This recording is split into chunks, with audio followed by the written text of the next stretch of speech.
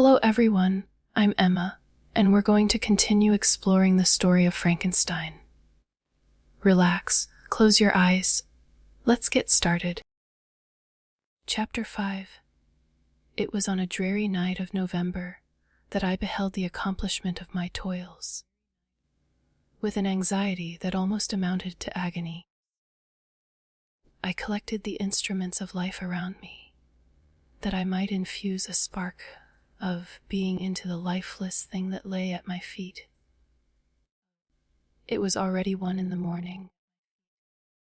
The rain pattered dismally against the panes, and my candle was nearly burnt out when, by the glimmer of the half-extinguished light, I saw the dull yellow eye of the creature open. It breathed hard, and a convulsive motion agitated its limbs. How can I describe my emotions at this catastrophe? Or how delineate the wretch whom with such infinite pains and care I had endeavored to form?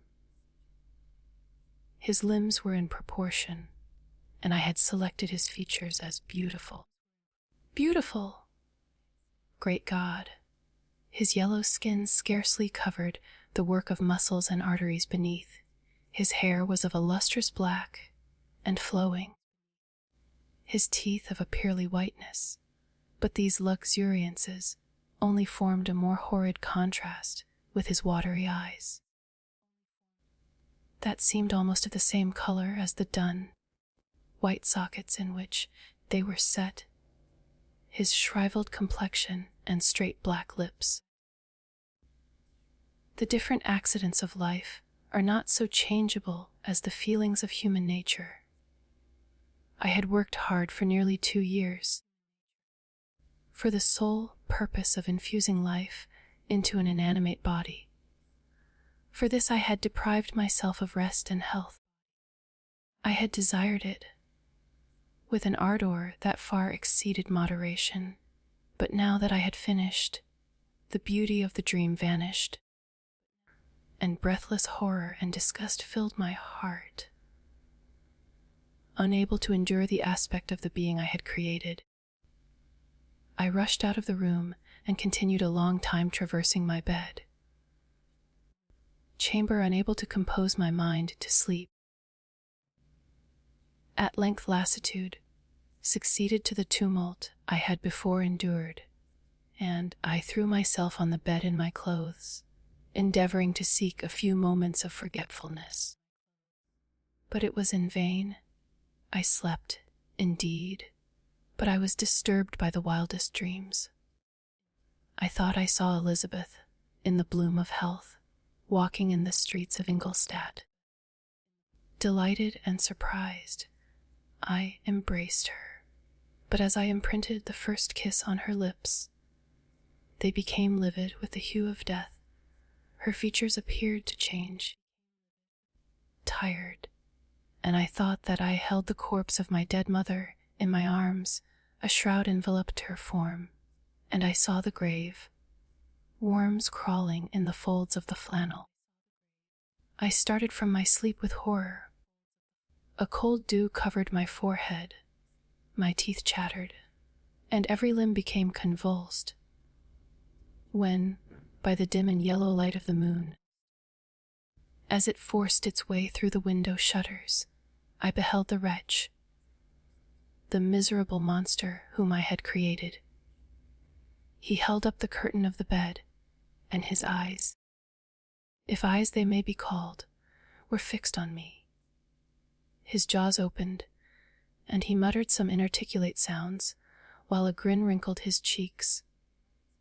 He might have spoken, but I did not hear. One hand was stretched out, seemingly to detain me, but I escaped and rushed downstairs. I took refuge in the courtyard belonging to the house which I inhabited, where I remained during the rest of the night, walking up and down in the greatest agitation, listening attentively, catching and fearing each sound as if it were to announce the approach of the demoniacal corpse to which I had so miserably given life. Oh, no mortal could support the horror of that countenance. A mummy, again endued with animation, could not be so hideous as that wretch. I had gazed on him while unfinished. He was ugly then, but when those muscles and joints were rendered capable of motion, it became a thing such as even Dante could not have conceived. I passed the night wretchedly. Sometimes my pulse beat so quickly and hardly that I felt the palpitation of every artery. At others, I nearly sank to the ground through languor and extreme weakness. Mingled with this horror, I felt the bitterness of disappointment. Dreams that had been my food and pleasant rest for so long a space were now become a hell to me, and the change was so rapid, the overthrow so complete. Morning, dismal and wet, at length dawned and discovered to my sleepless and aching eyes the church of Ingolstadt, its white steeple and clock, which indicated the 6th hour. The porter opened the gates of the court, which had that night been my asylum, and I issued into the streets, pacing them with quick steps, as if I sought to avoid the wretch whom I feared every turning of the street would present to my view. I did not dare return to the apartment which I inhabited, but felt impelled to hurry on, although drenched by the rain which poured from a black and comfortless sky. I continued walking in this manner for some time, endeavoring by bodily exercise to ease the load that weighed upon my mind. I traversed the streets without any clear conception of where I was or what I was doing. My heart palpitated in the sickness of fear, and I hurried on with irregular steps, not daring to look about me, like one who, on a lonely road, doth walk in fear and dread, and, having once turned round, walks on, and turns no more his head, because he knows a frightful fiend doth close behind him tread. Coleridge's Ancient Mariner. Continuing thus, I came at length opposite to the inn at which the various diligences and carriages usually stopped. Here I paused. I knew not why, but I remained some minutes with my eyes fixed on a coach that was coming towards me from the other end of the street. As it drew nearer, I observed that it was the Swiss diligence. It stopped just where I was standing, and on the door being opened, I perceived Henry Clerval, who, on seeing me, instantly sprung out. "My dear Frankenstein," exclaimed he, "how glad I am to see you! How fortunate that you should be here at the very moment of my alighting." Nothing could equal my delight on seeing Clerval. His presence brought back to my thoughts my father, Elizabeth, and all those scenes of home so dear to my recollection. I grasped his hand, and in a moment forgot my horror and misfortune. I felt suddenly, and for the first time during many months, calm and serene joy. I welcomed my friend, therefore, in the most cordial manner, and we walked towards my college. Clerval continued talking for some time about our mutual friends and his own good fortune in being permitted to come to Ingolstadt.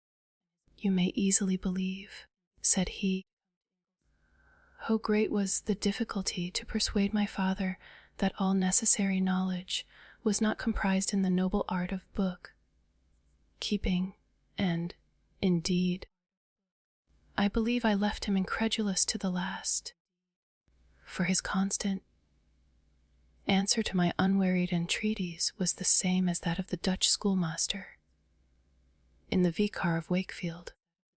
I have 10,000 florins a year without Greek, I eat heartily without Greek. But his affection for me at length overcame his dislike of learning, and he has permitted me to undertake a voyage of discovery to the land of knowledge. It gives me the greatest delight to see you. But tell me how you left my father, brothers, and Elizabeth. Very well, and very happy, only a little uneasy that they hear from you so seldom. By the by, I mean to lecture you a little upon their account myself. But, my dear Frankenstein, continued he, stopping short and gazing full in my face, I did not before remark how very ill you appear. So thin and pale, you look as if you had been watching for several nights. You have guessed right. I have lately been so deeply engaged in one occupation that I have not allowed myself sufficient rest, as you see. But I sincerely hope, that all these employments are now at an end, and that I am at length free. I trembled excessively. I could not endure to think of, and far less to allude to, the occurrences of the preceding night. I walked with a quick pace, and we soon arrived at my college. I then reflected, and the thought made me shiver, that the creature whom I had left in my apartment might still be there, alive and walking about. I dreaded to behold this monster, but I feared still more that Henry should see him. Entreating him, therefore, to remain a few minutes at the bottom of the stairs, I darted up towards my own room. My hand was already on the lock of the door before I recollected myself. I then paused, and a cold shivering came over me. I threw the door forcibly open, as children are accustomed to do when they expect a spectre to stand in waiting for them on the other side, but nothing appeared. I stepped fearfully in. The apartment was empty, and my bedroom was also freed from its hideous guest. I could hardly believe that so great a good fortune could have befallen me. But when I became assured that my enemy had indeed fled, I clapped my hands for joy and ran down to Clerval. We ascended into my room, and the servant presently brought breakfast, but I was unable to contain myself. It was not joy only that possessed me. I felt my flesh tingle with excess of sensitiveness, and my pulse beat rapidly. I was unable to remain for a single instant in the same place. I jumped over the chairs, clapped my hands, and laughed aloud. Clerval at first attributed my unusual spirits to joy on his arrival, but when he observed me more attentively, he saw a wildness in my eyes for which he could not account, and my loud, unrestrained, heartless laughter frightened and astonished him. "My dear Victor," cried he, "what, for God's sake, is the matter? Do not laugh in that manner. How ill you are! What is the cause of all this?" "Do not ask me," cried I, putting my hands before my eyes, for I thought I saw the dreaded spectre glide into the room. Hit can tell. "Oh, save me!" Save me! I imagined that the monster seized me. I struggled furiously and fell down in a fit. Poor Clerval! What must have been his feelings? A meeting, which he anticipated with such joy, so strangely turned to bitterness. But I was not the witness of his grief, for I was lifeless and did not recover my senses for a long, long time. This was the commencement of a nervous fever, which confined me for several months. During all that time, Henry was my only nurse. I afterwards learned that, knowing my father's advanced age and unfitness for so long a journey, and how wretched my sickness would make Elizabeth, he spared them this grief by concealing the extent of my disorder. He knew that I could not have a more kind and attentive nurse than himself, and, firm in the hope he felt of my recovery, he did not doubt that, instead of doing harm, he performed the kindest action that he could towards them. But I was in reality very ill, and surely nothing but the unbounded and unremitting attentions of my friend could have restored me to life. The form of the monster on whom I had bestowed existence was forever before my eyes, and I raved incessantly concerning him.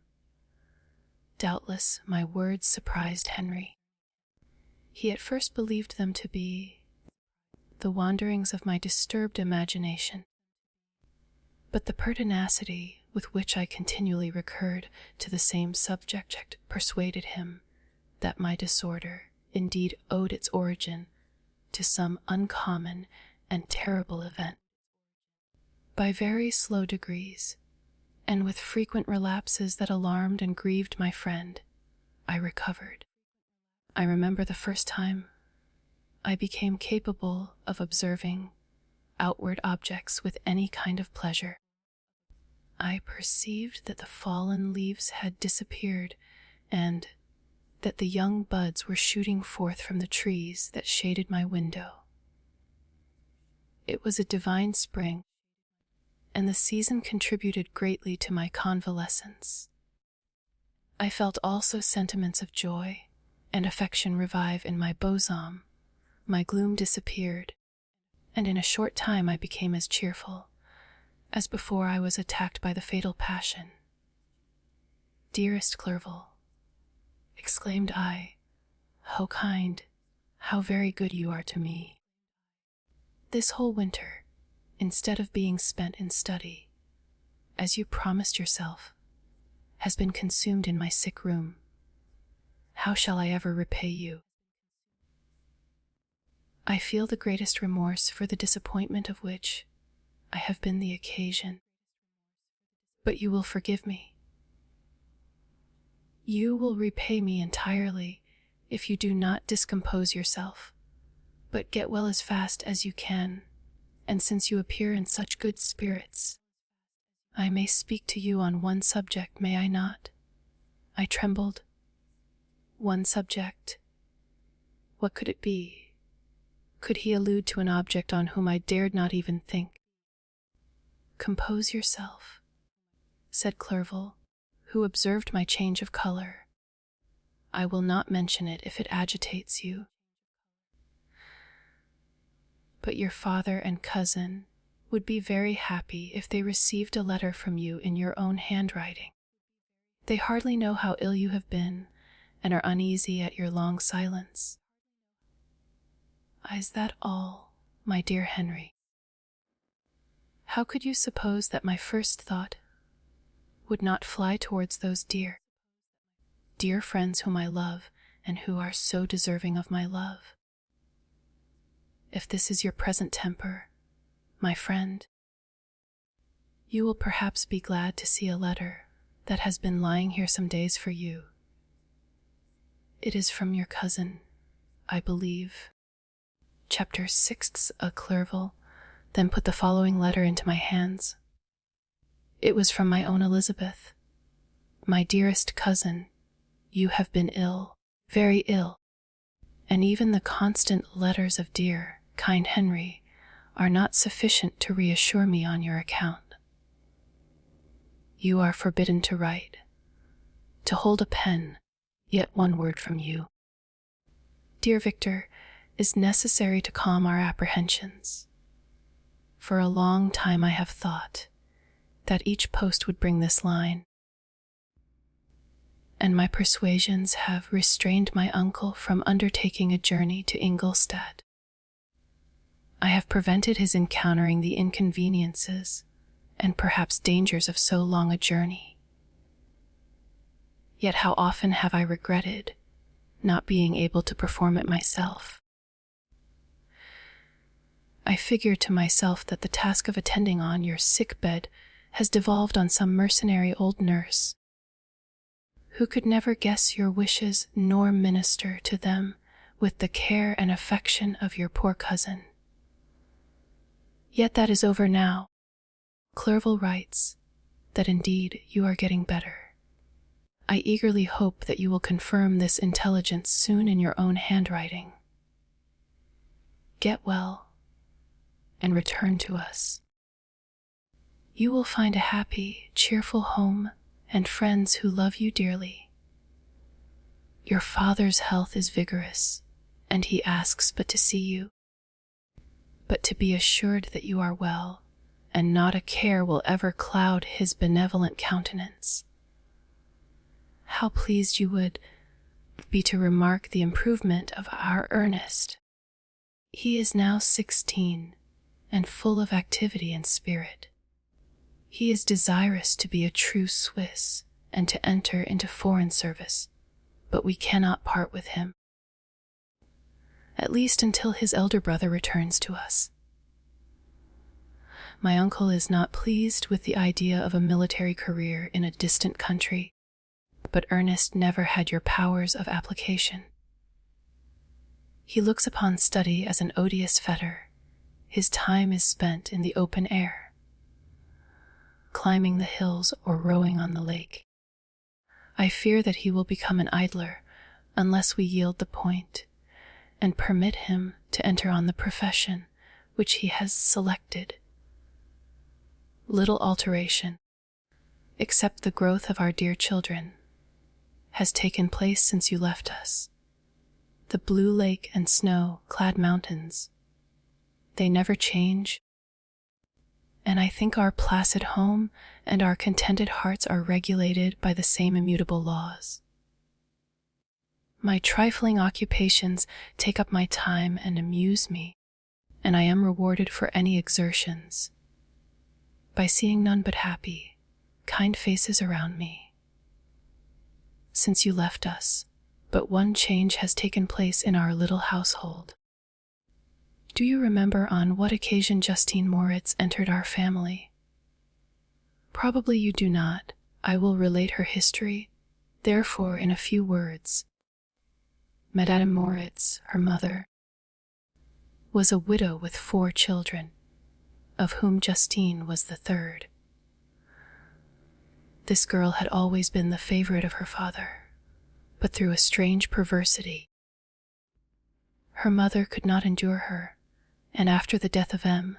Moritz treated her very ill. My aunt observed this, and when Justine was 12 years of age, prevailed on her mother to allow her to live at our house. The republican institutions of our country have produced simpler and happier manners than those which prevail in the great monarchies that surround it. Hence there is less distinction between the several classes of its inhabitants, and the lower orders being neither so poor nor so despised, their manners are more refined and moral. A servant in Geneva does not mean the same thing as a servant in France and England. Justine, thus received in our family, learned the duties of a servant, a condition which, in our fortunate country, does not include the idea of ignorance and a sacrifice of the dignity of a human being. Justine, you may remember, was a great favorite of yours, and I recollect you once remarked that if you were in an ill humor, one glance from Justine could dissipate it, for the same reason that Ariosto gives concerning the beauty of Angelica. She looked so frank, hearted, and happy. My aunt conceived a great attachment for her, by which she was induced to give her an education superior to that which she had at first intended. This benefit was fully repaid. Justine was the most grateful little creature in the world. I do not, mean that she made any professions. I never heard one pass her lips. But you could see by her eyes that she almost adored her protectress. Although her disposition was gay, and in many respects inconsiderate, yet she paid the greatest attention to every gesture of my aunt.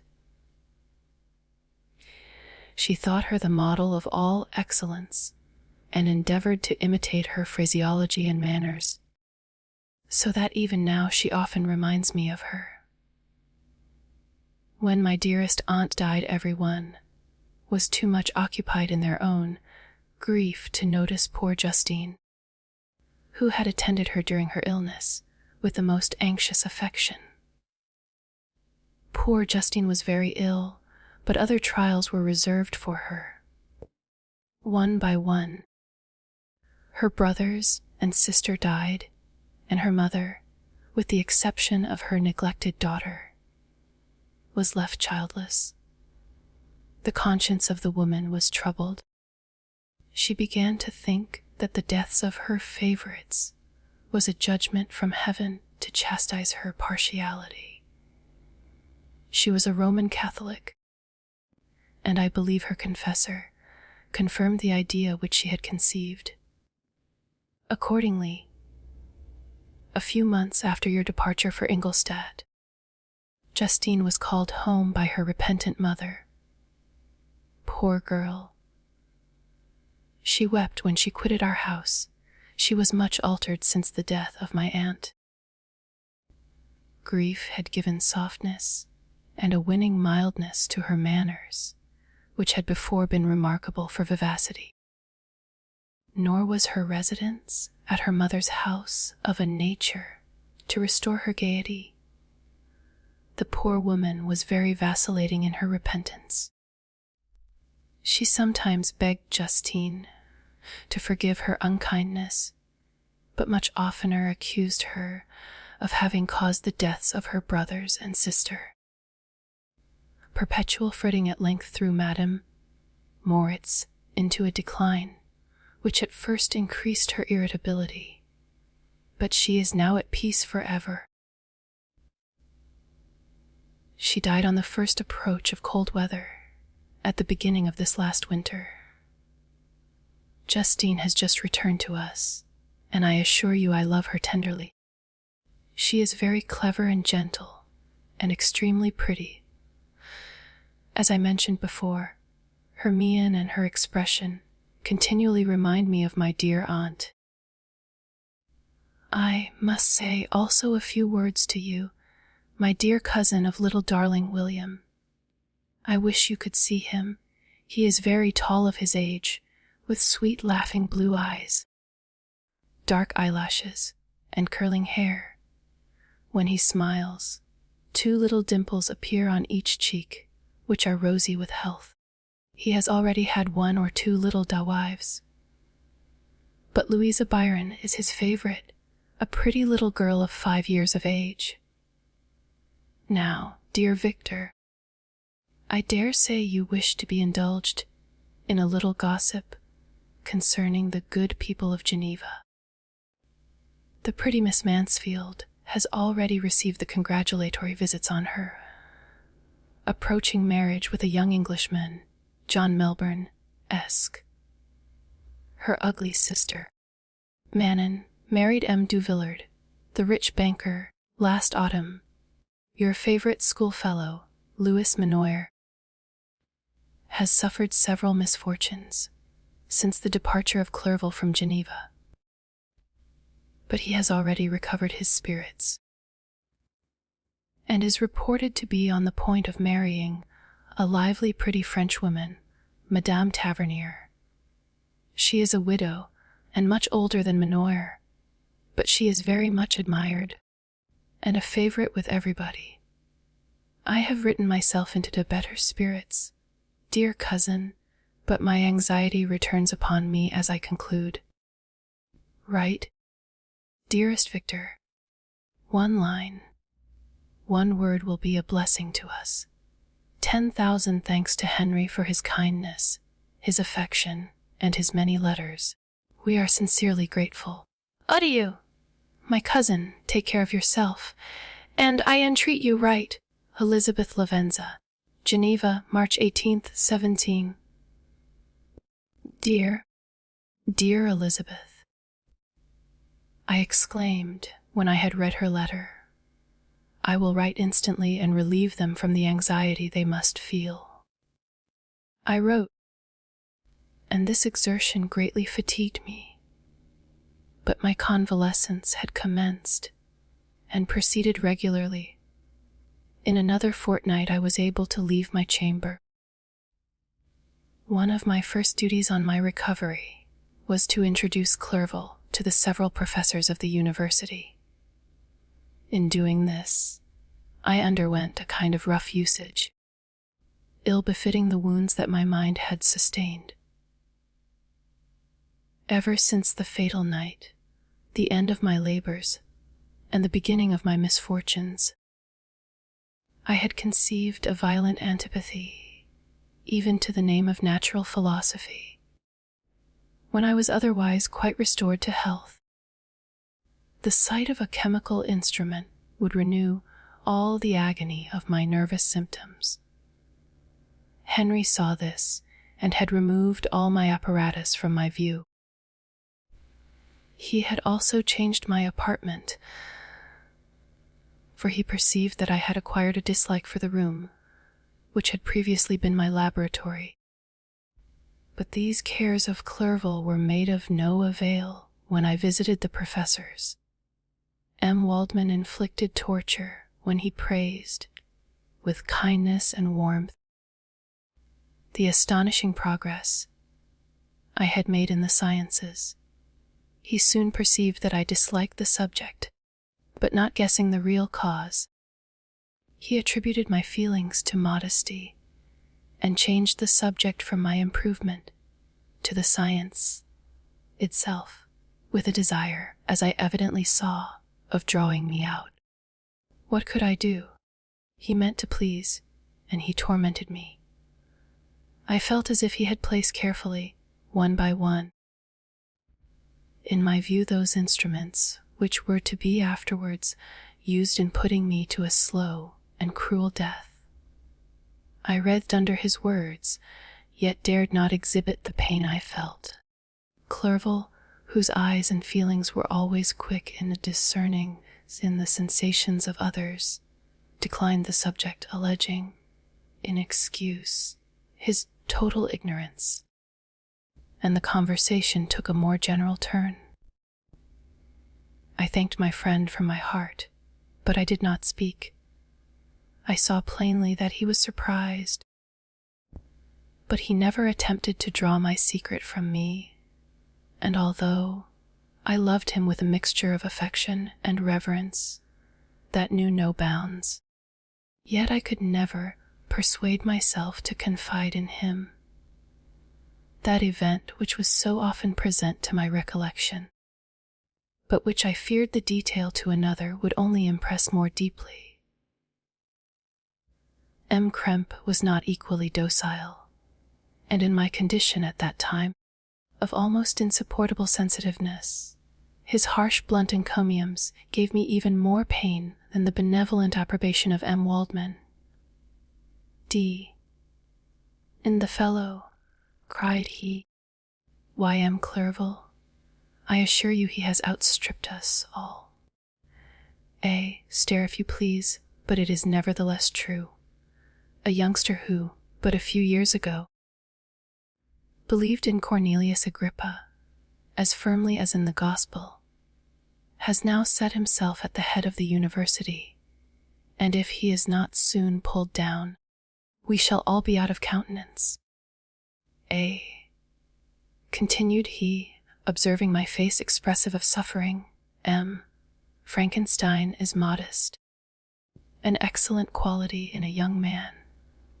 Young men should be diffident of themselves, you know, M. Clerval. I was myself when young, but that wears out in a very short time. M. Krempe had now commenced an eulogy on himself, which happily turned the conversation from a subject that was so annoying to me Clerval had never sympathized in my tastes for natural science, and his literary pursuits differed wholly from those which had occupied me. He came to the university with the design of making himself complete master of the Oriental languages, and thus he should open a field for the plan of life he had marked out for himself. Resolved to pursue no inglorious career, he turned his eyes toward the east, as affording scope for his spirit of enterprise. The Persian, Arabic, and Sanskrit languages engaged his attention, and I was easily induced to enter on the same studies.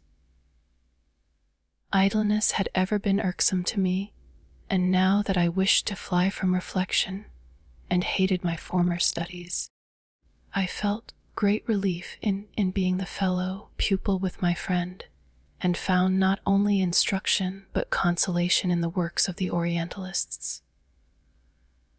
I did not, like him, attempt a critical knowledge of their dialects, for I did not contemplate making any other use of them than temporary amusement. I read merely to understand their meaning, and they well repaid my labors. Their melancholy is soothing, and their joy elevating, to a degree I never experienced in studying the authors of any other country. When you read their writings, life appears to consist in a warm sun and a garden of roses, in the smiles and frowns of a fair enemy, and the fire that consumes your own heart. How different from the manly and heroical poetry of Greece and Rome! Summer passed away in these occupations, and my return to Geneva was fixed for the latter end of autumn, but being delayed by several accidents, winter and snow arrived. The roads were deemed impassable, and my journey was retarded until the ensuing spring. I felt this delay very bitterly, for I longed to see my native town and my beloved friends. My return had only been delayed so long from an unwillingness to leave Clerval in a strange place before he had become acquainted with any of its inhabitants. The winter, however, was spent cheerfully, and although the spring was uncommonly late, when it came its beauty compensated for its dilatoriness. The month of May had already commenced, and I expected the letter daily, which was to fix the date of my departure. When Henry proposed a pedestrian tour in the environs of Ingolstadt, that I might bid a personal farewell to the country I had so long inhabited, I acceded with pleasure to this proposition. I was fond of exercise, and Clerval had always been my favorite companion in the ramble of this nature that I had taken among the scenes of my native country.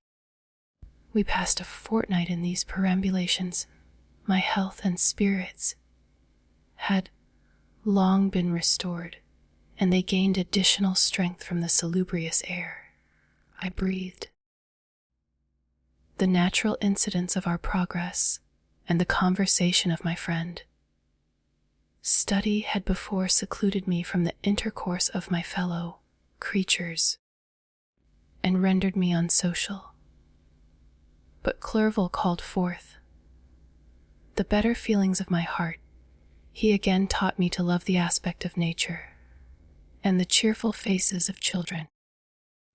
Excellent friend, how sincerely you did love me and endeavor to elevate my mind until it was on a level with your own. A selfish pursuit had cramped and narrowed me, until your gentleness and affection warmed and opened my senses. I became the same happy creature who, a few years ago, loved and beloved by all, had no sorrow or care.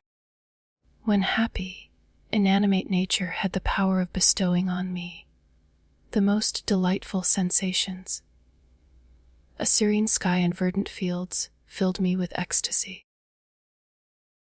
The present season was indeed divine.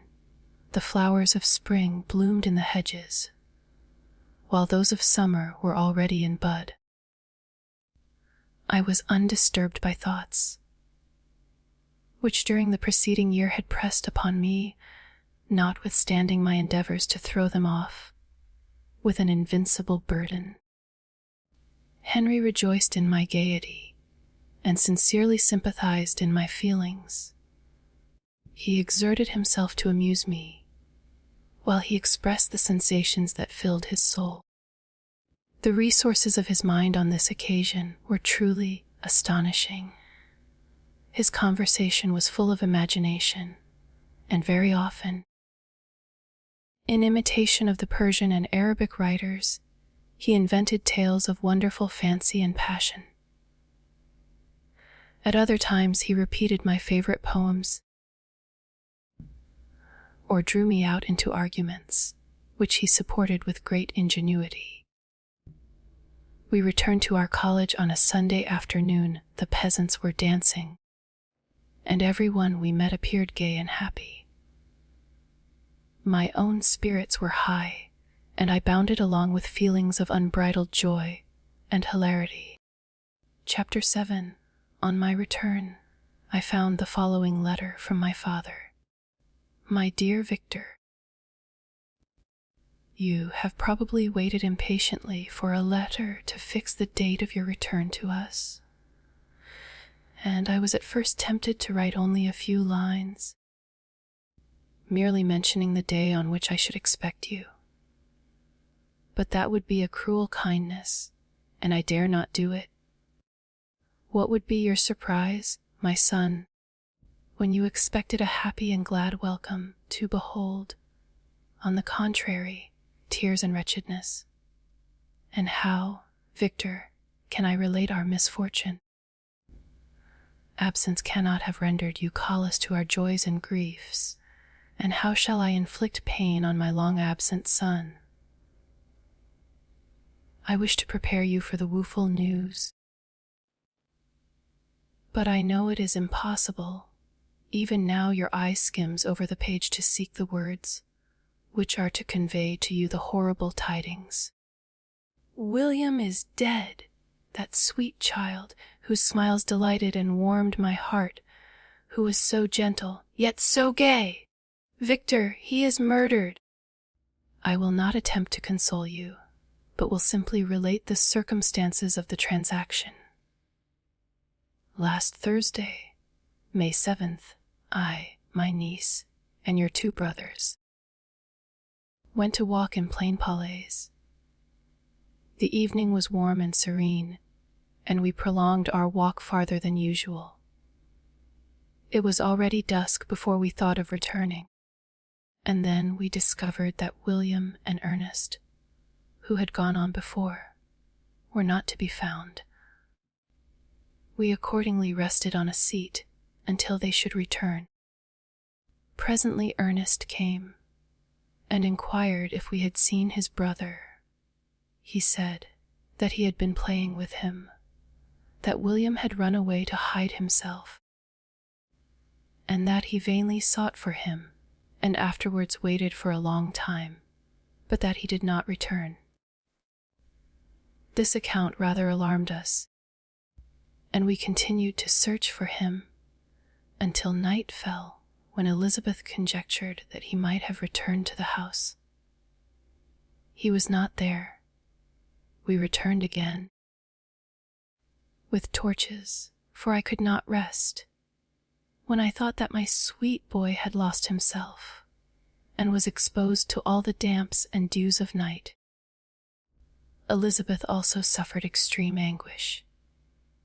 About 5 in the morning, I discovered my lovely boy, whom the night before I had seen blooming and active in health, stretched on the grass livid and motionless.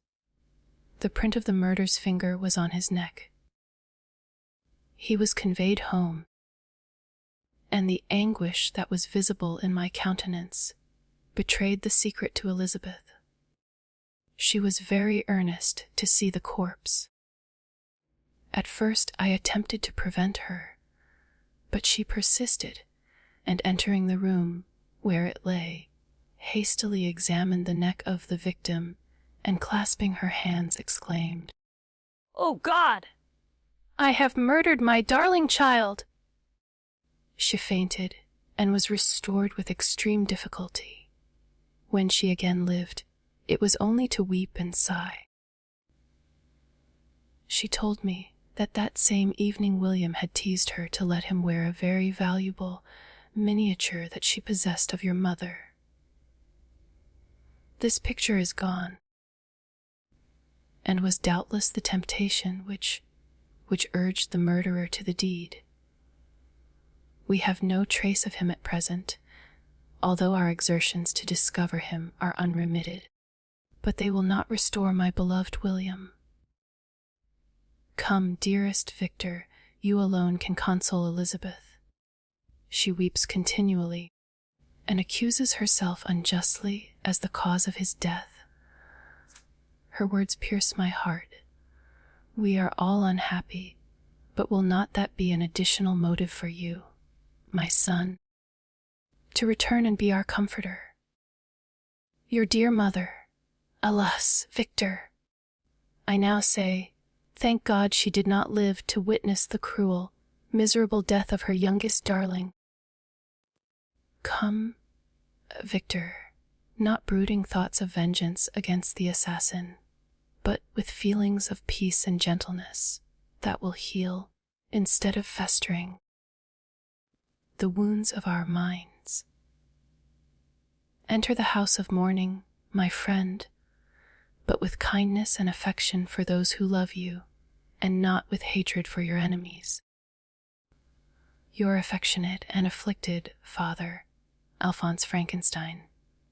Geneva, May 12th, 17. Clerval, who had watched my countenance as I read this letter, was surprised to observe the despair that succeeded the joy I at first expressed on receiving news from my friends. I threw the letter on the table and covered my face with my hands. "My dear Frankenstein," exclaimed Henry when he perceived me weep with bitterness, "hear you always to be unhappy. My dear friend, what has happened?" I motioned him to take up the letter, while I walked up and down the room in the extremest agitation. Tears also gushed from the eyes of Clerval as he read the account of my misfortune. "I can offer you no consolation, my friend," said he. "Your disaster is irreparable. What do you intend to do?" "To go instantly to Geneva. Come with me, Henry, to order the horses."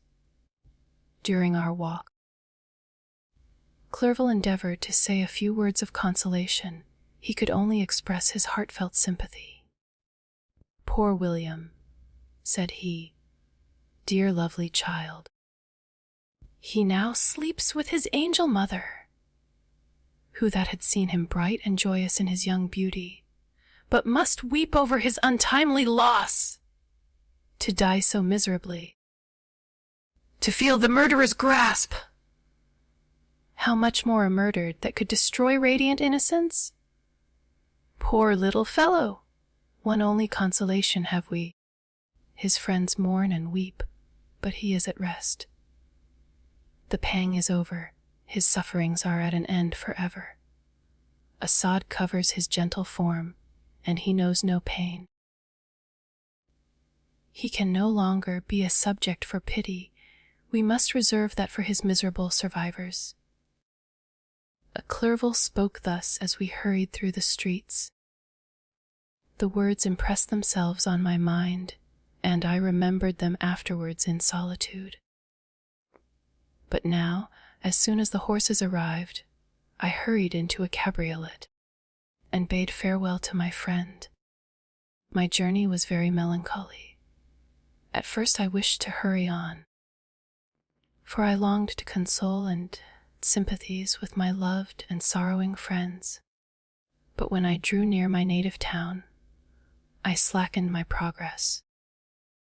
I could hardly sustain the multitude of feelings that crowded into my mind.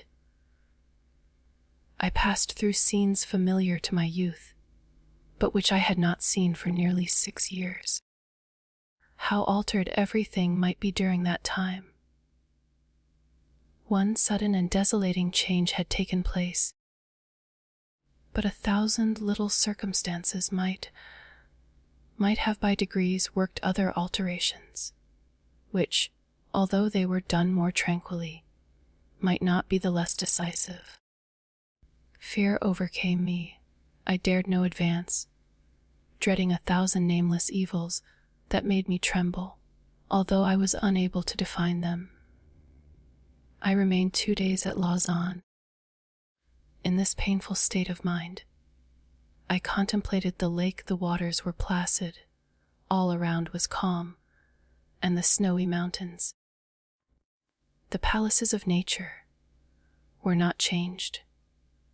By degrees the calm and heavenly scene restored me, and I continued my journey towards Geneva.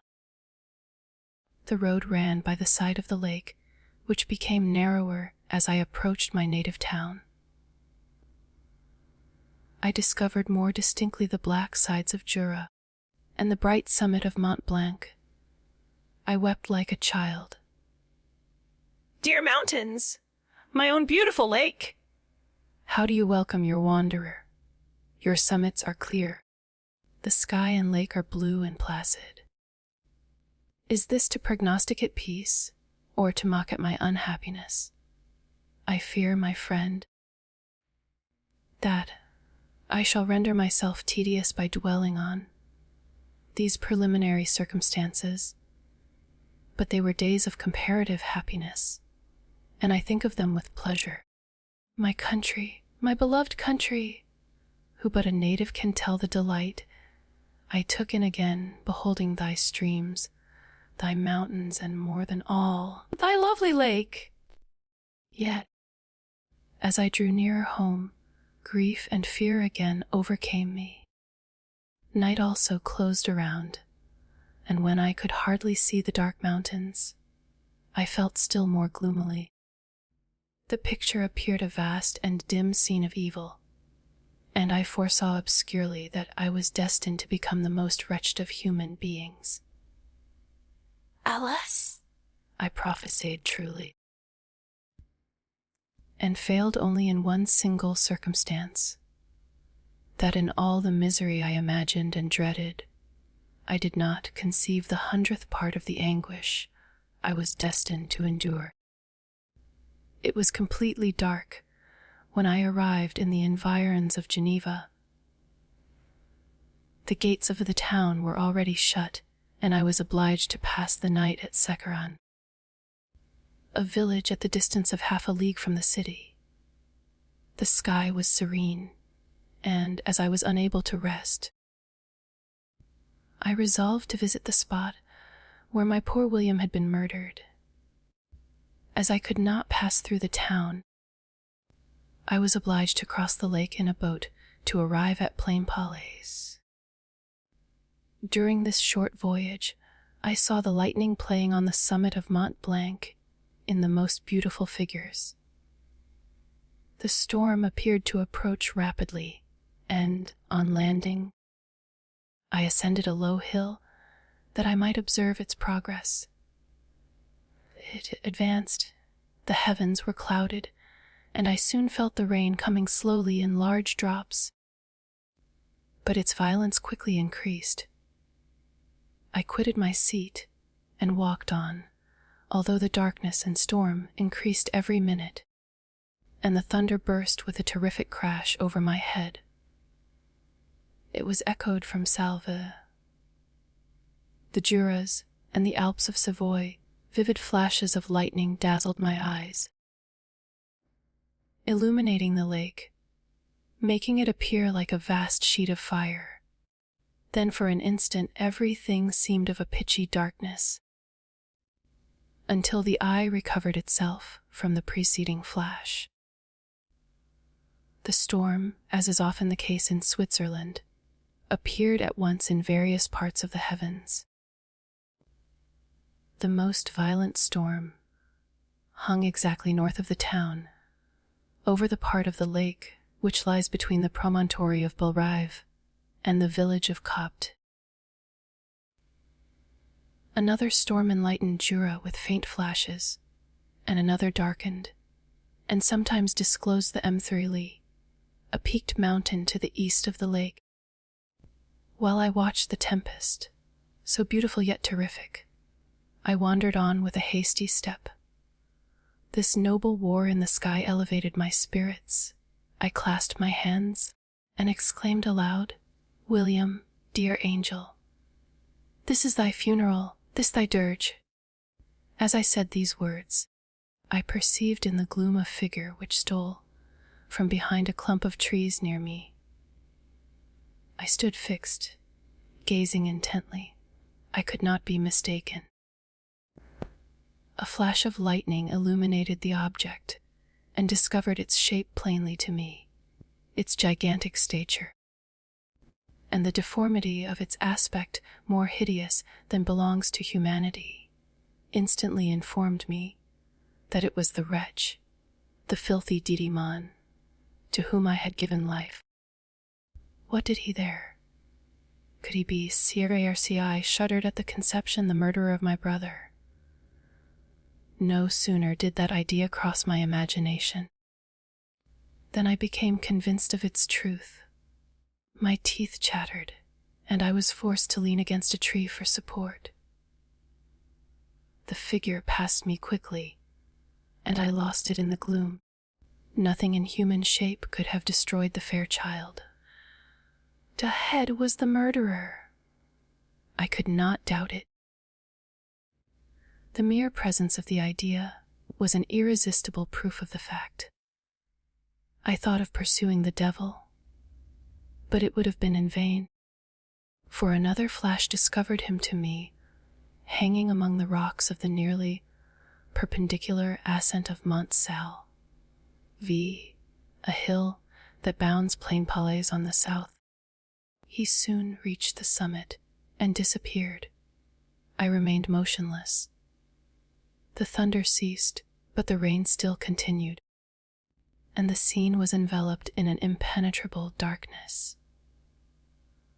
I revolved in my mind the events which I had until now sought to forget. The whole train of my progress toward the creation, the appearance of the works of my own hands at my bedside, its departure. 2 years had now nearly elapsed since the night on which he first received life, and was this his first crime? Alice! I had turned loose into the world a depraved wretch whose delight was in carnage and misery. Had he not murdered my brother? No one can conceive the anguish I suffered during the remainder of the night, which I spent, cold and wet, in the open air. But I did not feel the inconvenience of the weather. My imagination was busy in scenes of evil and despair. I considered the being whom I had cast among mankind, and endowed with the will and power to effect purposes of horror, such as the deed which he had now done, nearly in the light of my own vampire. My own spirit let loose from the grave, and forced to destroy all that was dear to me. Day dawned, and I directed my steps towards the town. The gates were open, and I hastened to my father's house. My first thought was to discover what I knew of the murderer, and cause instant pursuit to be made. But I paused when I reflected on the story that I had to tell. A being whom I myself had formed and endued with life had met me at midnight among the precipices of an inaccessible mountain. I remembered also the nervous fever with which I had been seized just at the time that I dated my creation, and which would give an air of delirium to a tale otherwise so utterly improbable. I well knew that, if any other had communicated such a relation to me, I should have looked upon it as the ravings of insanity. Besides, the strange nature of the animal would elude all pursuit, even if I were so far credited as to persuade my relatives to commence it. And then of what use would be pursuit? Who could arrest a creature capable of scaling the overhanging sides of Mont Salva? These reflections determined me, and I resolved to remain silent. It was about 5 a.m. when I entered my father's house. I told the servants not to disturb the family, and went into the library to attend their usual hour of rising. 6 years had elapsed, passed in a dream but for one indelible trace, and I stood in the same place where I had last embraced my father before my departure for Ingolstadt. Beloved and venerable parent, he still remained to me. I gazed on the picture of my mother, which stood over the mantel-piece. It was an historical subject, painted at my father's desire, and represented Caroline Beaufort in an agony of despair, kneeling by the coffin of her dead father. Her garb was rustic, and her cheek pale, but there was an air of dignity and beauty that hardly permitted the sentiment of pity. Below this picture was a miniature of William, and my tears flowed when I looked upon it. While I was thus engaged, Ernest entered. He had heard me arrive, and hastened to welcome me. "Welcome, my dearest Victor," said he. I wish you had come 3 months ago, and then you would have found us all joyous and delighted. You come to us now to share a misery which nothing can alleviate, yet your presence will, I hope, revive our father, who seems sinking under his misfortune, and your persuasions will induce poor Elizabeth to cease her vain and tormenting self-accusations. Poor William! He was our darling and our pride. Tears, unrestrained, fell from my brother's eyes. A sense of mortal agony crept over my frame. Before, I had only imagined the wretchedness of my desolated home. The reality came on me as a new, and a not less terrible, disaster. I tried to calm Ernest. I inquired more minutely concerning my father, and here I named my cousin. She most of all, said Ernest, requires consolation. She accused herself of having caused the death of my brother, and that made her very wretched. But since the murderer has been discovered— The murderer discovered? Good God, how can that be? Who could attempt to pursue him? It is impossible. One might as well try to overtake the winds, or confine a mountain stream with a straw. I saw him too. He was free last night. I do not know what you mean, replied my brother in accents of wonder, but to us the discovery we have made completes our misery. No one would believe it at first, and even now Elizabeth will not be convinced, notwithstanding all the evidence. Indeed, who would credit that Justine Moritz, who is so amiable and fond of all the family, could suddenly become so capable of so frightful, so appalling a crime? Justine Moritz! Poor girl. Is she the accused? But it is wrongfully. Every one knows that. No one believes it, surely, Ernest. No one did at first, but several circumstances came out that have almost forced conviction upon us, and her own behavior has been so confused as to add to the evidence of facts a weight that, I fear, leaves no hope for doubt. But she will be tried today, and you will then hear all." He then related that, the morning on which the murder of poor William had been discovered, Justine had been taken ill and confined to her bed for several days. During this interval, one of the servants, happening to examine the apparel she had worn on the night of the murder, had discovered in her pocket the picture of my mother, which had been judged to be the temptation of the murderer. The servant instantly showed it to one of the others, who, without saying a word to any of the family, went to a magistrate, and upon their deposition, Justine was apprehended.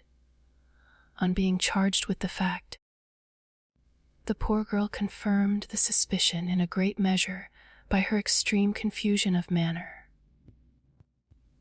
This was a strange tale, but it did not shake my faith, and I replied earnestly, "You are all mistaken. I know the murderer.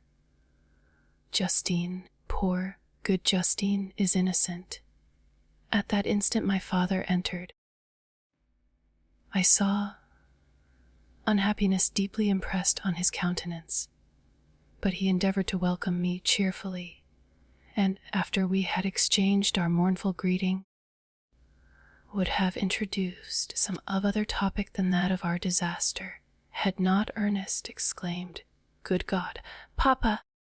Victor says that he knows who was the murderer of poor William." "We do also, unfortunately," replied my father. For indeed I had rather have been forever ignorant than have discovered so much depravity and ungratitude in one I valued so highly. "My dear father, you are mistaken. Justine is innocent. If she is, God forbid that she should suffer as guilty. She is to be tried today, and I sincerely hope, that she will be acquitted." This speech calmed me.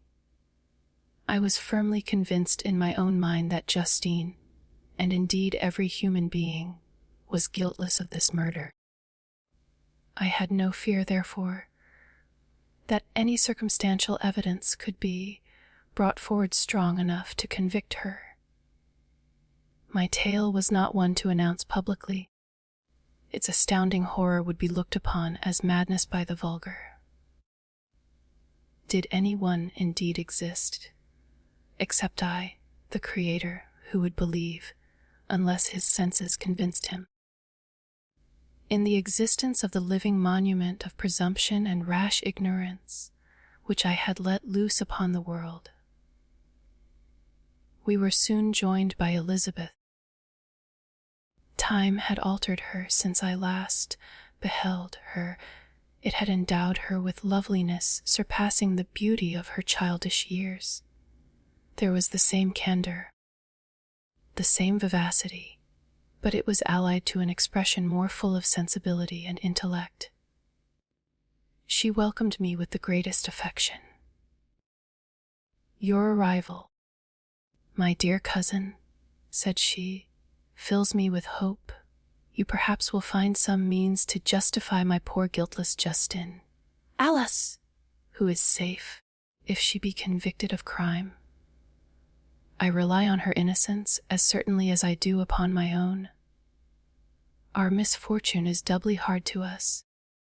We have not only lost that lovely darling boy, but this poor girl, whom I sincerely love, is to be torn away by even a worse fate. If she is condemned, I never shall know joy more. But she will not, I am sure she will not, and then I shall be happy again, even after the sad death of my little William." "She is innocent, my Elizabeth," said I, "and that shall be proved. Fear nothing. But let your spirits be cheered by the assurance of her acquittal." "How kind and generous you are, Everyone else believes in her guilt, and that made me wretched. For I knew that it was impossible, and to see everyone else prejudiced in so deadly a manner rendered me hopeless and despairing. She wept. "Dearest niece," said my father, "dry your tears. If she is, as you believe, innocent, rely on the justice of our laws, and the activity with which I shall prevent the slightest shadow of partiality." Chapter 8. We passed a few sad hours until 11 o'clock, when the trial was to commence.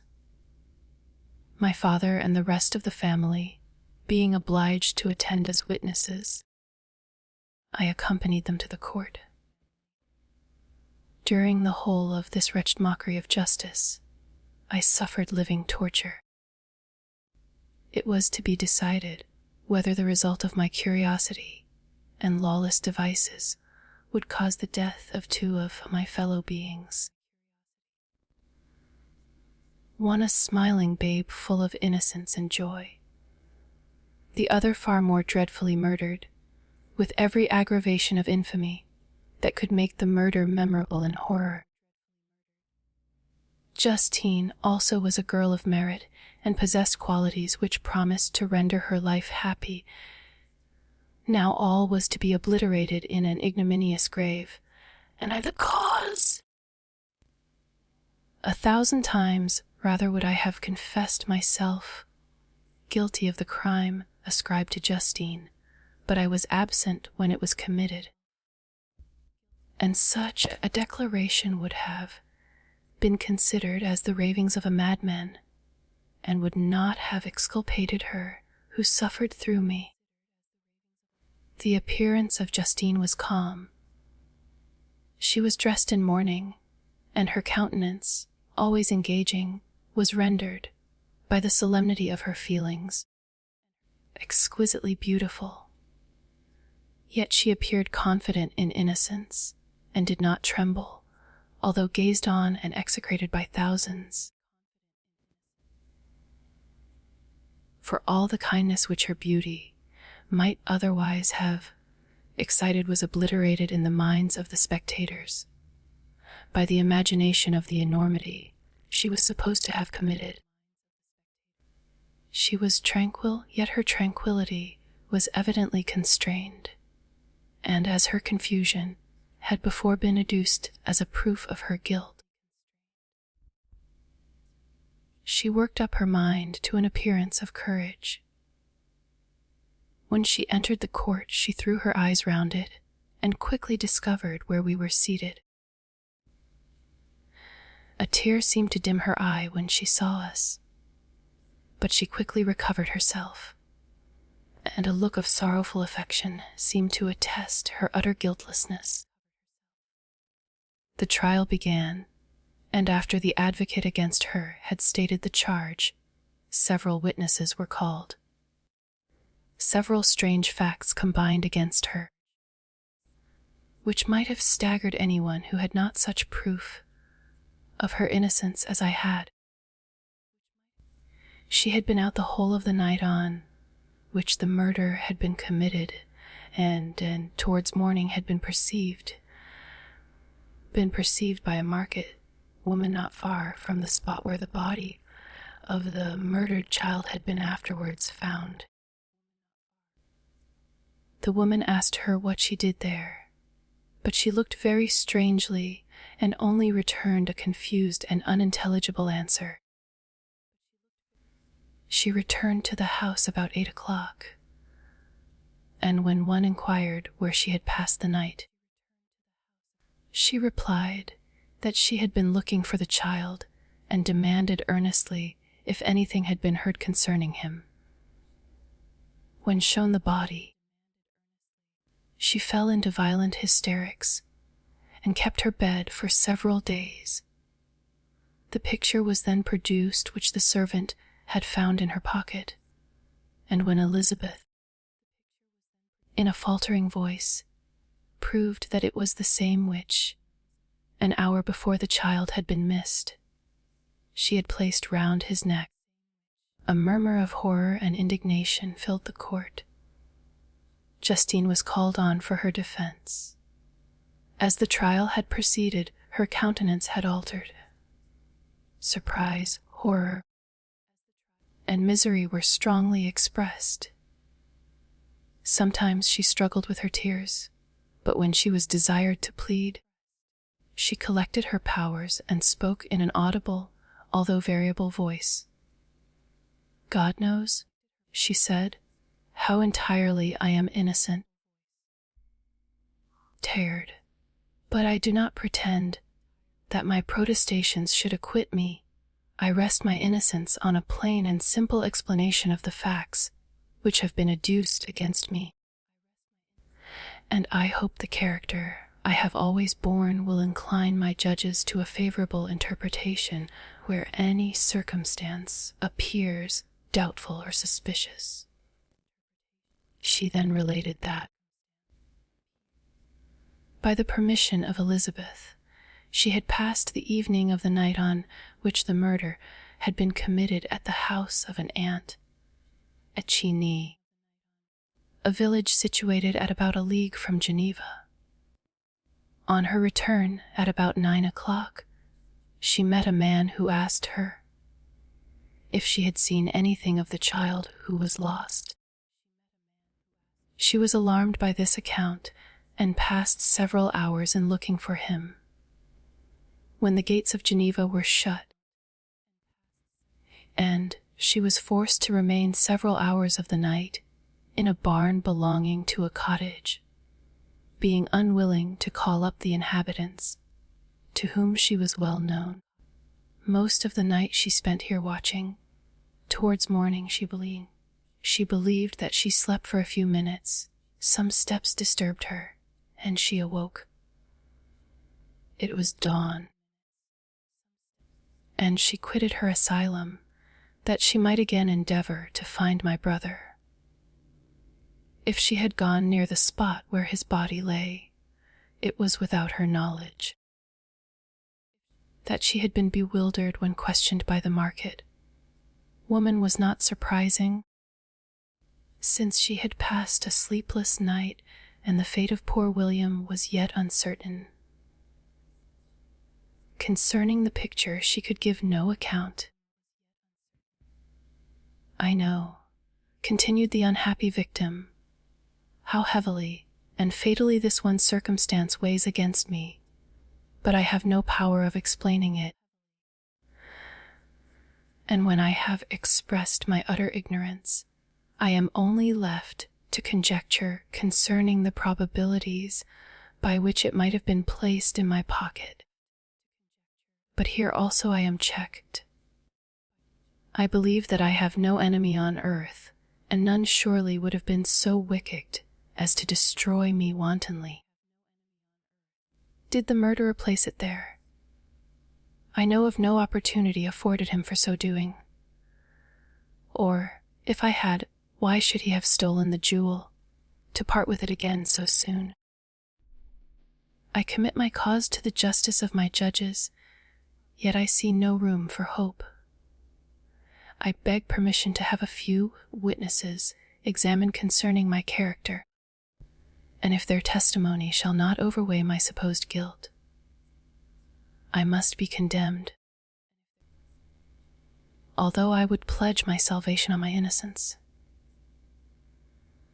Several witnesses were called who had known her for many years, and they spoke well of her. But fear and hatred of the crime of which they supposed her guilty rendered them timorous and unwilling to come forward. Elizabeth saw even this last resource.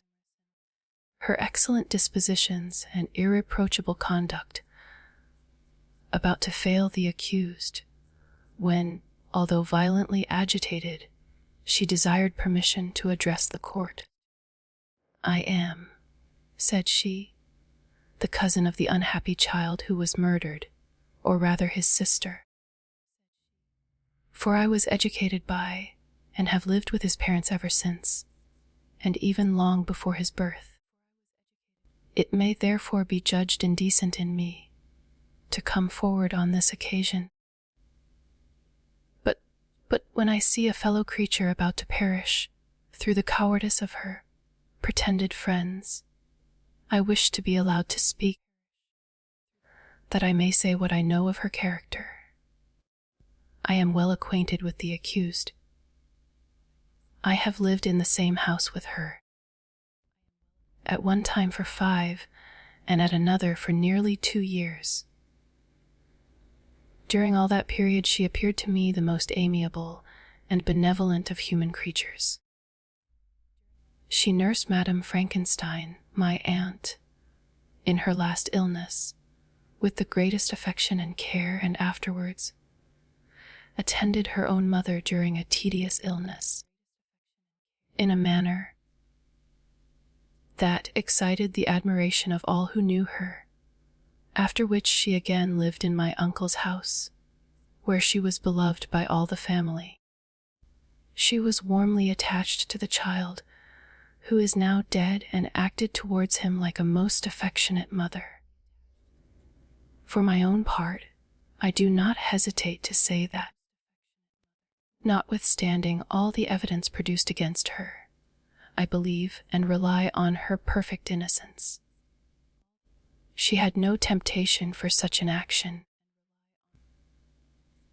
As to the bauble on which the chief proof rests, if she had earnestly desired it, I should have willingly given it to her. So much do I esteem and value her. A murmur of approbation followed Elizabeth's simple and powerful appeal, but it was excited by her generous interference, and not in favor of poor Justine, on whom the public indignation was turned with renewed violence, charging her with the blackest ingratitude. She herself wept as Elizabeth spoke, but she did not answer. My own agitation and anguish was extreme during the whole trial. I believed in her innocence, I knew it. Could the demon who had did not for a minute doubt, murdered my brother also in his hellish sport, have betrayed the innocent to death and ignominy?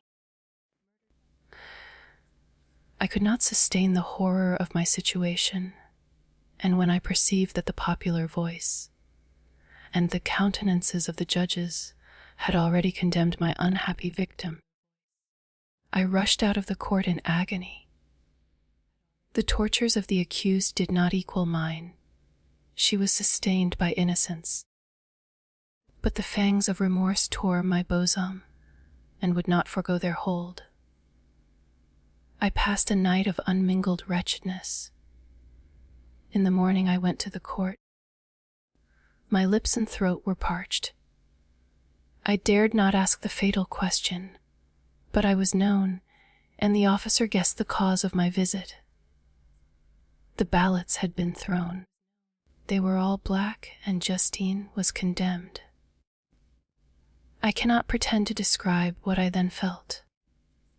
I had before experienced sensations of horror, and I have endeavored to bestow upon them adequate expressions, but words cannot convey an idea of the sickening despair that I then endured. The person to whom I addressed myself added that Justine had already confessed her guilt. That evidence, he observed, was hardly required in so glaring a case, but I am glad of it, and, indeed, none of our judges like to condemn a criminal upon circumstantial evidence, be it ever so decisive.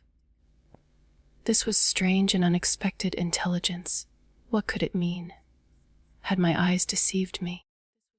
And was I really as mad as the whole world would believe me to be if I disclosed the object of my suspicions? I hastened to return home, and Elizabeth eagerly demanded the result. "My cousin," replied I, "it is decided as you may have expected. All judges had rather that 10 innocent should suffer than that 1 guilty should escape. But she has confessed. This was a dire blow to poor Elizabeth, who had relied with firmness upon Justine's innocence. "Alas," said she, "how shall I ever again believe in human goodness? Justine, whom I loved and esteemed as my sister, how could she put on those smiles of innocence only to betray?" Her mild eyes seemed incapable of any severity or guile, and yet she has committed a murder. Soon after we heard that the poor victim had expressed a desire to see my cousin, my father wished her not to go, but said that he left it to her own judgment and feelings to decide. "Yes," said Elizabeth, "I will go, although she is guilty. And you, Victor, shall accompany me. I cannot go alone. The idea of this visit was torture to me, yet I could not refuse." We entered the gloomy prison chamber and beheld Justine, sitting on some straw at the farther end. Her hands were manacled, and her head rested on her knees. She rose on seeing us enter, and when we were left alone with her, she threw herself at the feet of Elizabeth, weeping bitterly. My cousin wept also. "Oh, Justine," said she, "why did you rob me of my last consolation? I relied on your innocence, and although I was then very wretched, I was not so miserable as I am now. And do you also believe that I am so very, very wicked? Do you also join with my enemies to crush me, to condemn me as a murderer?" Her voice was suffocated with sobs. "Rise, my poor girl," said Elizabeth. "Why do you kneel, if you are innocent? I am not one of your enemies. I believed you guiltless, notwithstanding every evidence, until I heard that you had yourself declared your guilt. That report, you say, is false, and be assured, dear Justine, that nothing can shake my confidence in you for a moment but your own confession. I did confess, but I confessed a lie. I confessed that I might obtain absolution, but now that falsehood lies heavier at my heart than all my other sins. The God of heaven forgive me! Ever since I was condemned, my confessor has besieged me. He threatened and menaced, until I almost began to think that I was the monster that he said I was. He threatened excommunication and hellfire in my last moments if I continued obdurate. Dear lady, I had none to support me. All looked on me as a wretch doomed to ignominy and perdition. What could I do? In an evil hour I subscribed to a lie, and now only am I truly miserable." She paused, weeping, and then continued, "I thought with horror, my sweet lady, that you should believe your Justine, whom your blessed aunt had so highly honored, and whom you loved, was a creature capable of a crime which none but the devil himself could have perpetrated. Dear William, dearest blessed child, I soon shall see you again in heaven, where we shall all be happy, and that consoles me, going as I am to suffer ignominy and death. Oh, Justine, forgive me for having for one moment distrusted you. Why did you confess? But do not mourn, dear girl. Do not fear. I will proclaim, I will prove your innocence. I will melt the stony hearts of your enemies by my tears and prayers. You shall not die.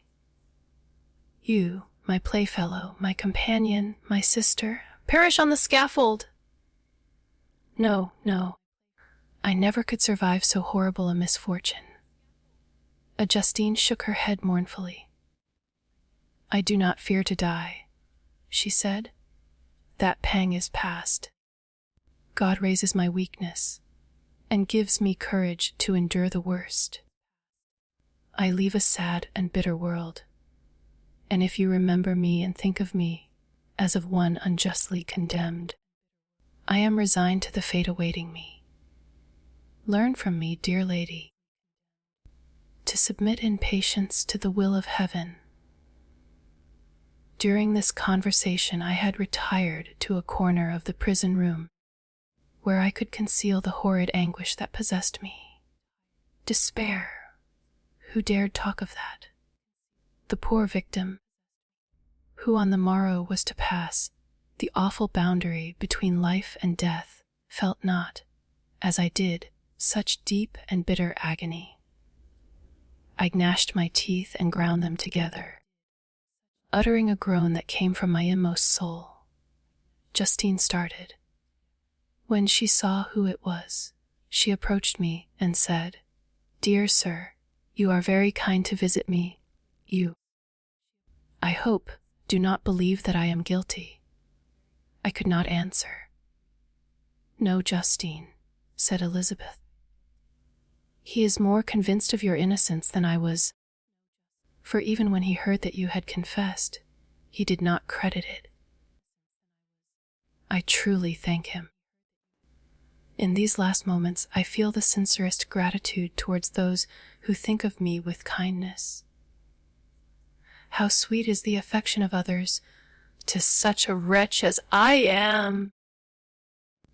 It removes more than half my misfortune, and I feel as if I could die in peace, now that my innocence is acknowledged by you, dear lady, and your cousin."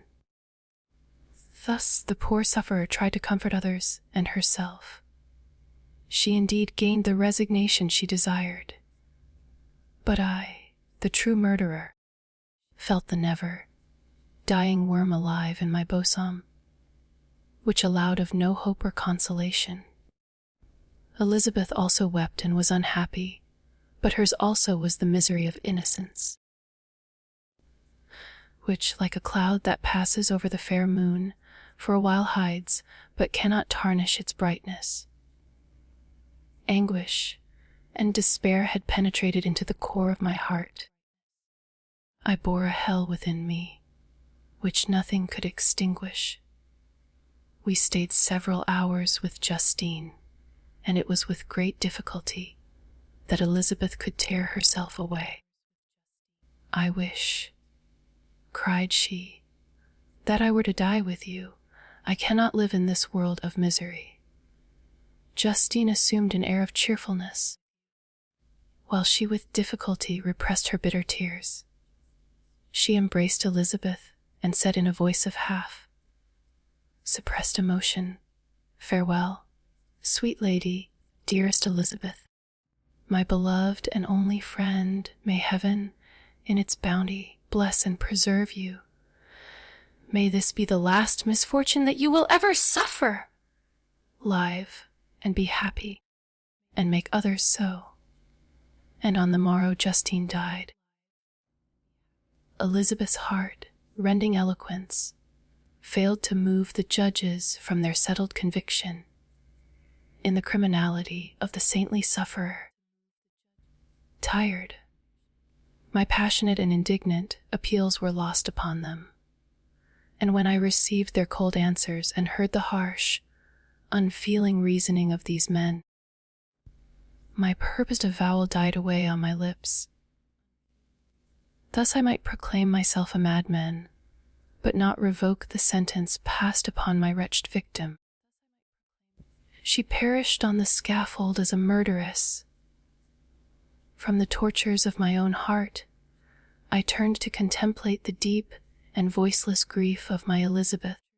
This also was my doing, and my father's woe, and the desolation of that late so smiling home, all was the work of my thrice accursed hands. Ye weep, unhappy ones. But these are not your last tears.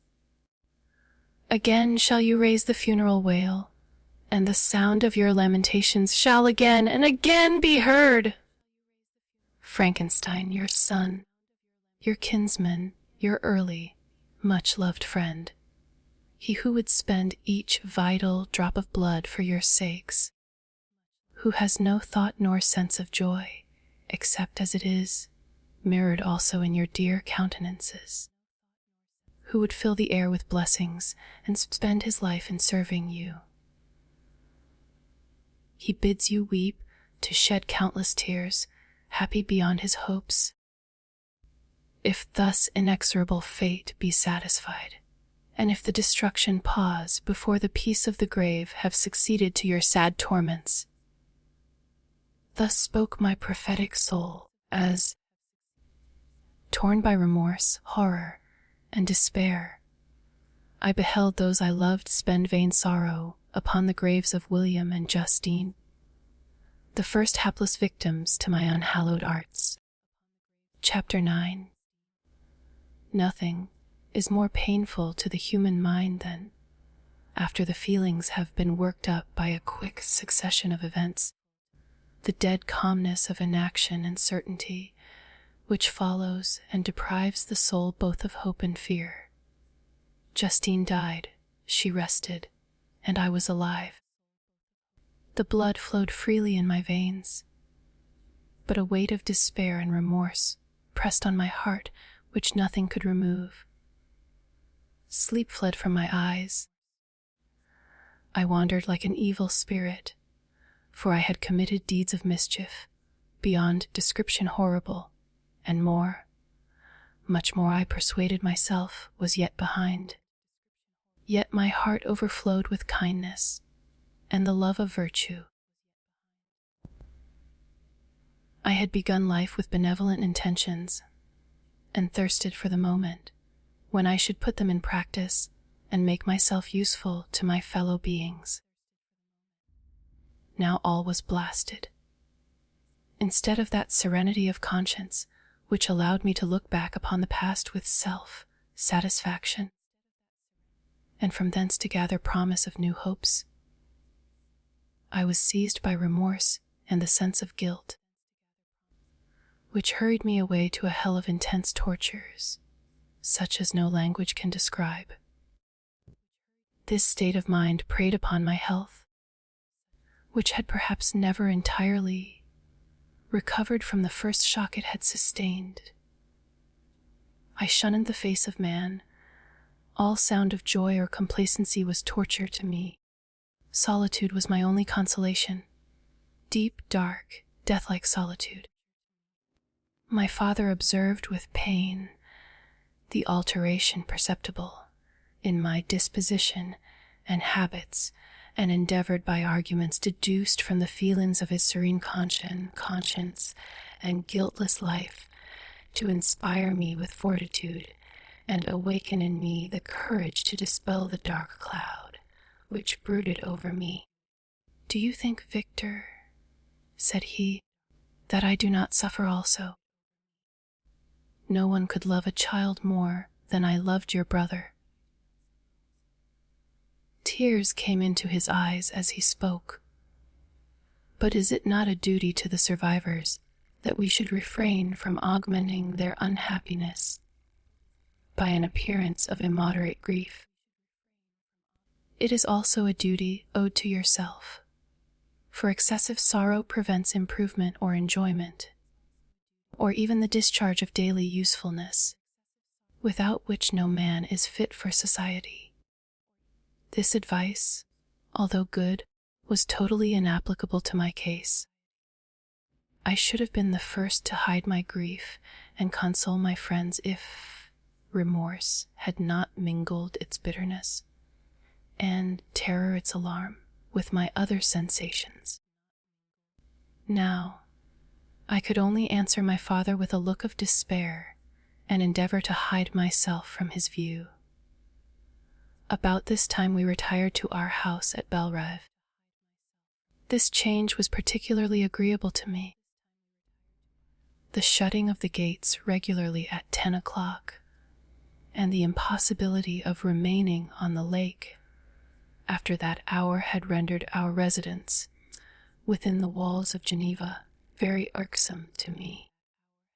I was now free.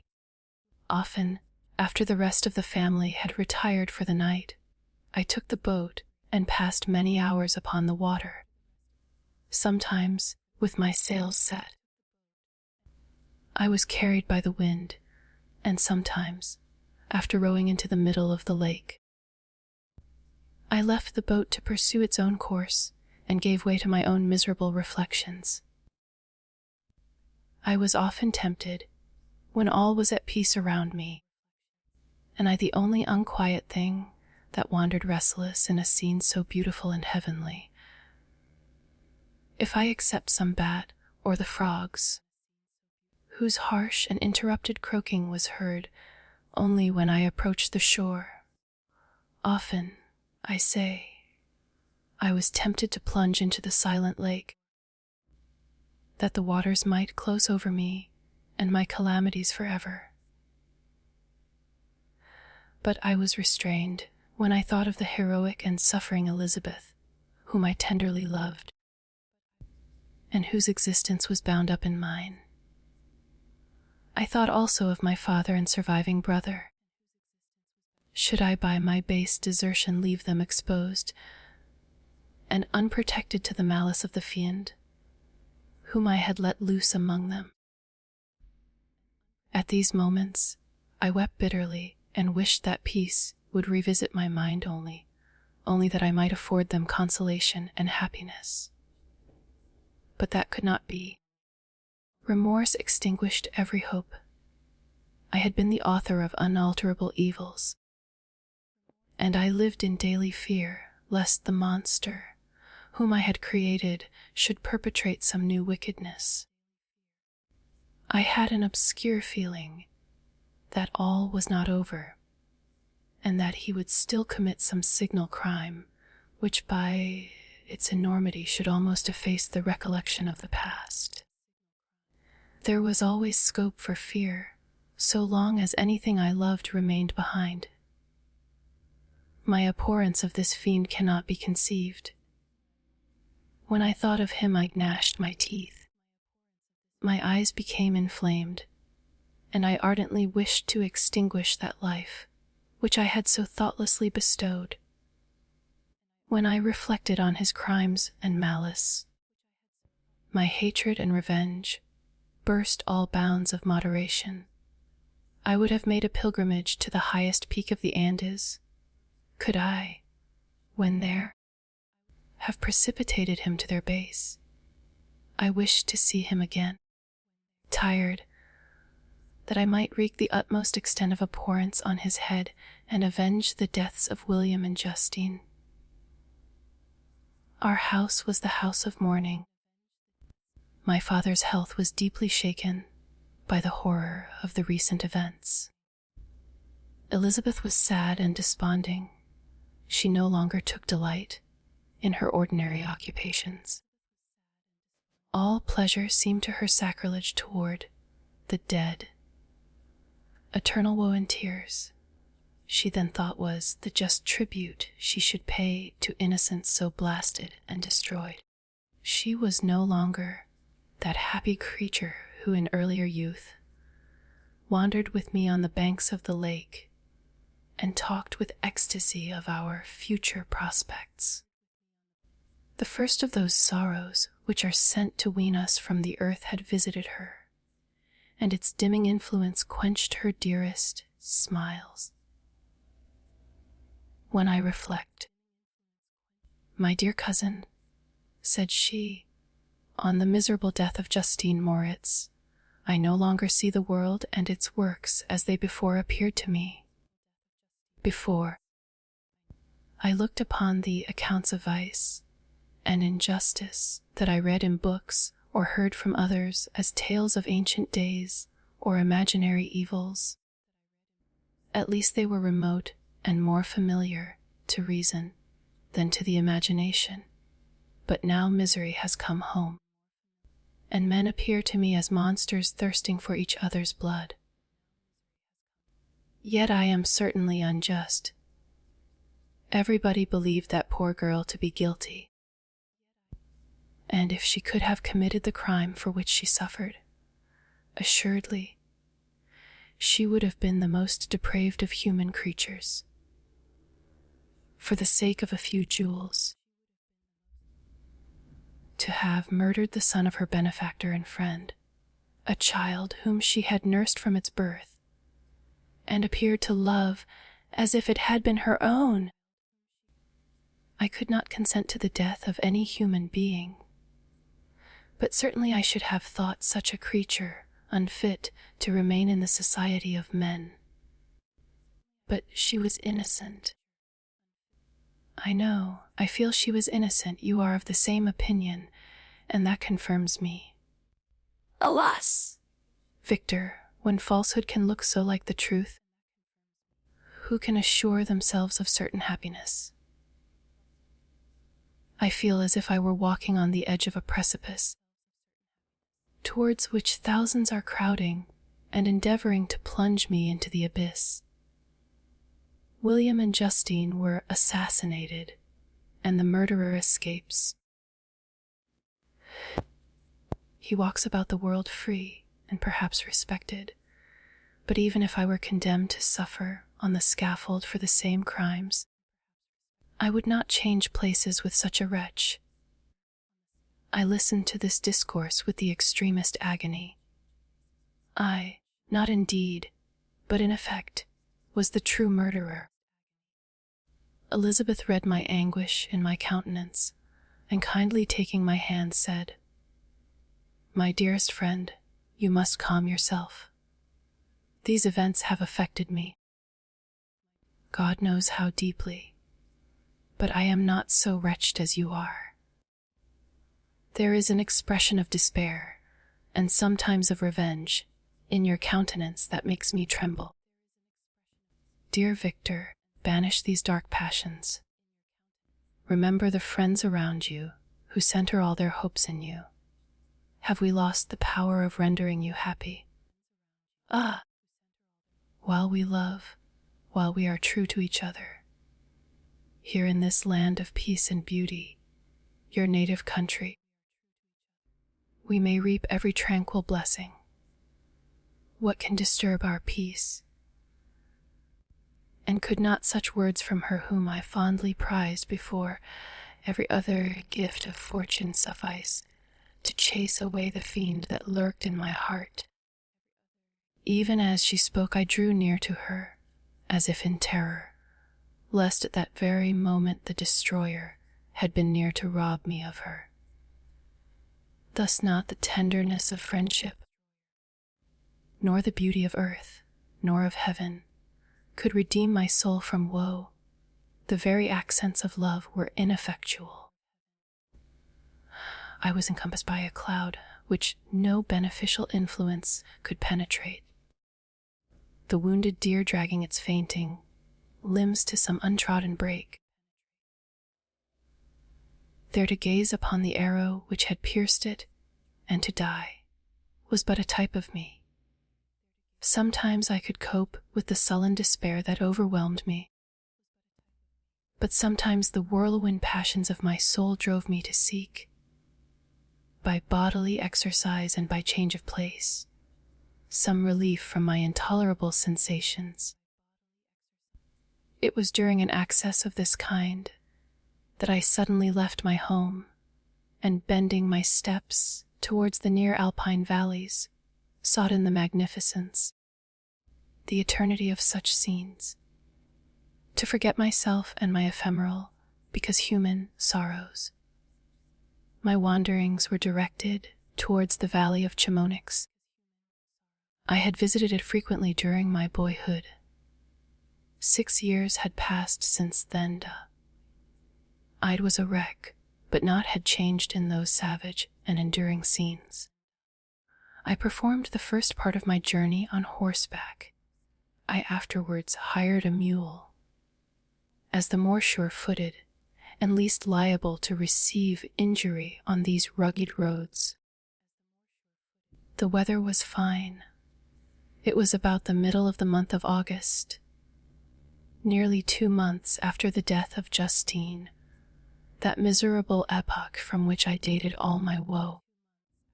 The weight upon my spirit was sensibly lightened, as I plunged yet deeper in the ravine of Arve.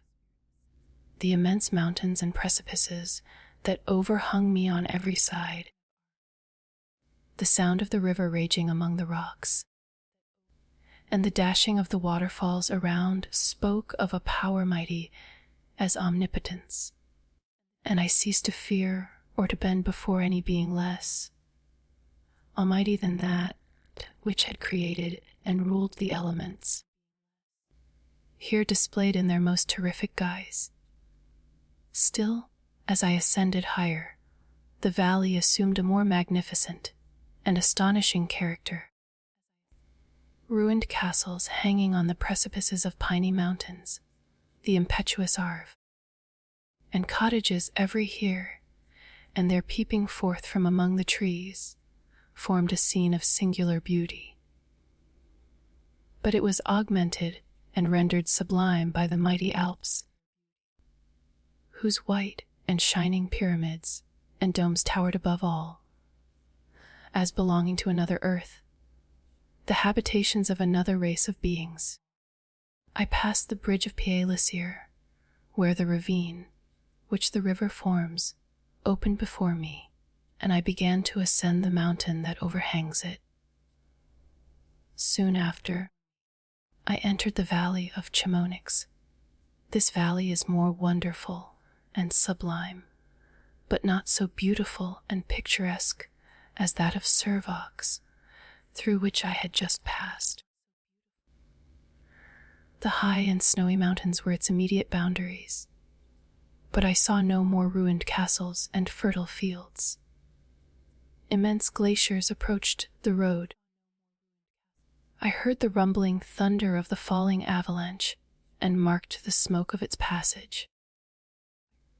Mont Blanc, the supreme and magnificent Mont Blanc, raised itself from the surrounding Des Aiguilles, and its tremendous Audie May overlooked the valley.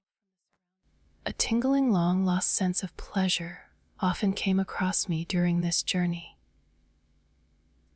Some turn in the road, some new object suddenly perceived and recognized, reminded me of days gone by, and were associated with the light-hearted gaiety of boyhood. The very winds whispered in soothing accents, and maternal nature bade me weep no more. Then again, the kindly influence ceased to act. I found myself fettered again to grief and indulging in all the misery of reflection. Then I spurred on my animal, striving so to forget the world, my fears, and more than all myself. Or, in a more desperate fashion, I alighted and threw myself on the grass, weighed down by horror and despair. At length I arrived at the village of Chamonix. Exhaustion succeeded to the extreme fatigue, both of body and of mind, which I had endured. For a short space of time, I remained at the window watching the pallid lightnings that played above Mont Blanc and listening to the rushing of the Arve, which pursued its noisy way beneath.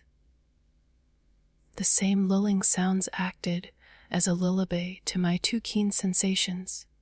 When I placed my head upon my pillow, sleep crept over me. I felt it as it came and blessed the giver of oblivion.